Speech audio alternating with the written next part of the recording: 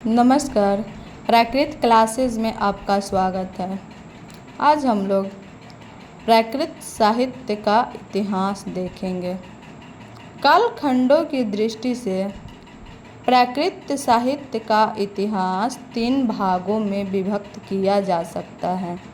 आदिकाल, मध्यकाल, अर्वाचीन काल। अर्वाचीन काल को ही अपभ्रंश काल भी कहा जाता है। आदिकाल का समय ईस्वी पूर्व 600 से 100 ईस्वी तक माना गया है। मध्यकाल का समय ईस्वी सन 101 से 800 ईस्वी तक माना गया है। अर्वाचीन काल या अपभ्रंश काल का समय ईस्वी 801 से 1600 ईस्वी तक माना गया है। भाषा वैशिष्ट की दृष्टि से प्राकृत साहित्य के इतिहास निम्न वर्गों में विभक्त किया जा सकता है।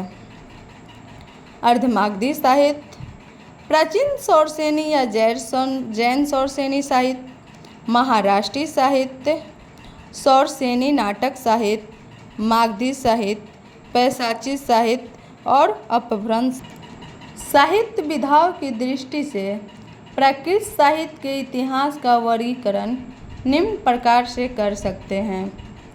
आगम साहित्य, शिलालेखी साहित्य, शास्त्रीय महाकाव्य, खंडकाव्य, चरित्र काव्य, मुक्तक काव्य, षटक और नाटक साहित्य, कथा साहित्य।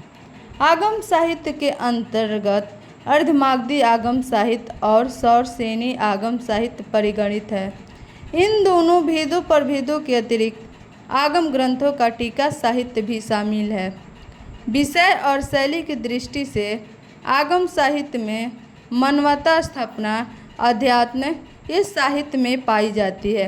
भगवान महावीर के प्रवचन, जिनमें व्यक्तित्व निर्माण सर्वाधिक हैं, प्रबुद्ध और जागरूक व्यक्ति के लिए मंगलकारी है। आगम साहित्य को निम्नलिखित वर्गों में विभक्त कर विवेचन किया गया है। अर्धमागधी आगम साहित्य, टीका और भाषा साहित्य, सौरसेनी आगम साहित्य, सौरसेनी टीका साहित्य, न्याय या तर्कमूलक साहित्य, सिद्धांत, कर्म और आचरणात्मक साहित्य। समस्त आगम साहित्य का अवलोकन करने पर कुछ ऐसी प्रमुख प्रवृत्तियाँ उपलब्ध होती है जो संपूर्ण आगम साहित्य में वर्तमान है। शील, सदाचार और संयम का निरूपण, आत्मा के प्रति आस्था और उसके शोधन की विभिन्न प्रक्रियाएं, वैदिक क्रियाकांड का वैचारिक विरोध, सम्यक दर्शन, सम्यक ज्ञान और सम्यक चरित्र की स्थापनाएं और वासना, इच्छा और कामनाओं पर नियंत्रण कर आत्मलोचन की ओर प्रवृत्ति, दया, ममता, करुणा आदि के उद्घाटन द्वारा मानवता की प्रतिस्थापना, आचार की शुद्धि के अहिंसा और विचार की शुद्धि के लिए स्याद्वाद सिद्धांत का प्रारूपण। उपयुक्त प्रवृत्तियों को विश्लेषण से स्पष्ट है कि भारत के सांस्कृतिक इतिहास और विकास में आगमिक साहित्य का महत्वपूर्ण स्थान है। आगमिक साहित्य 2 भाषाओं में निबद्ध है, अर्धमागधी और सौरसेनी। भगवान महावीर का मूल उपदेश अर्धमागधी में हुआ था।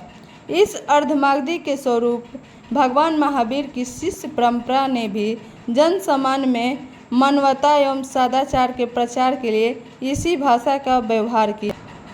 वर्धमान महावीर के उपदेशों का संग्रह उनके समसामयिक शिष्य गणधरों ने किया।